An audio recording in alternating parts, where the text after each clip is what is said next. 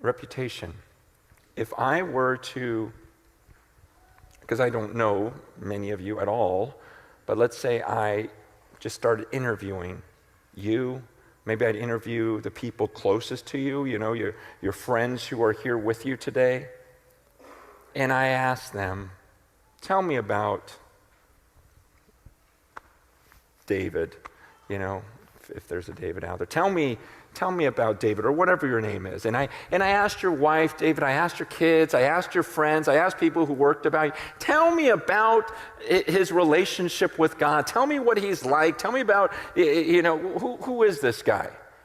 Okay, think about that. If I interviewed the people close to you, what would they say?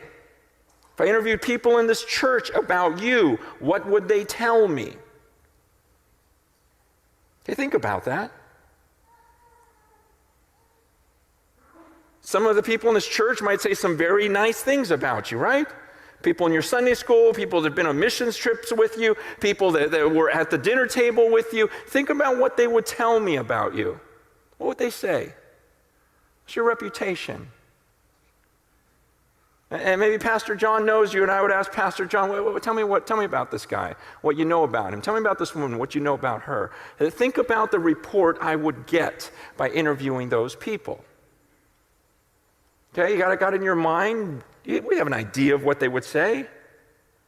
Okay, now what if God would allow me right now to just leave this earth and come before his throne, and I could actually interview him and ask him about you? Father, tell me about David. What are your thoughts about him, his actions, his life, his love for you? And I just kind of took down a report. What would the two reports look like? Would this one report, would what your friends and your family and the people around say about you be much higher than what God would say?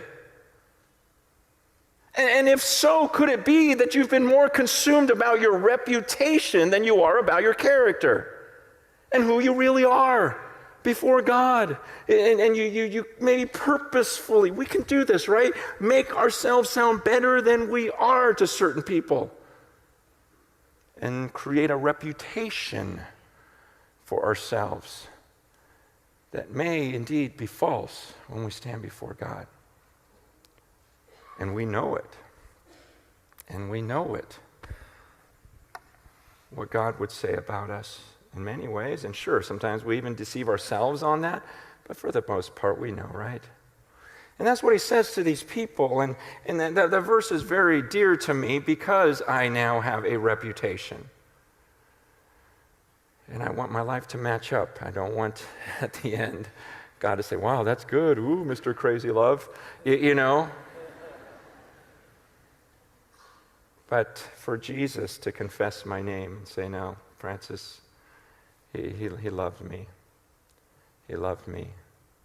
Father, angels, here's Francis. He loved me. He didn't go these other directions.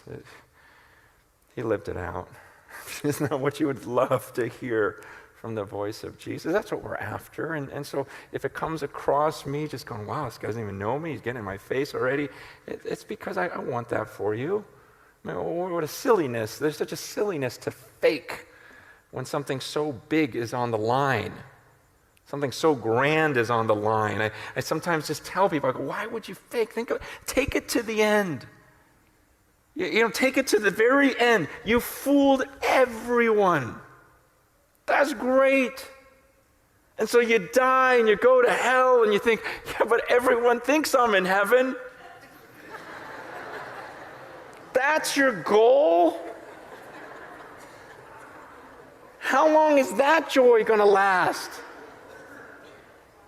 You guys, it's this time to get real. It's just a time for us. We got to get honest with some of our disbelief.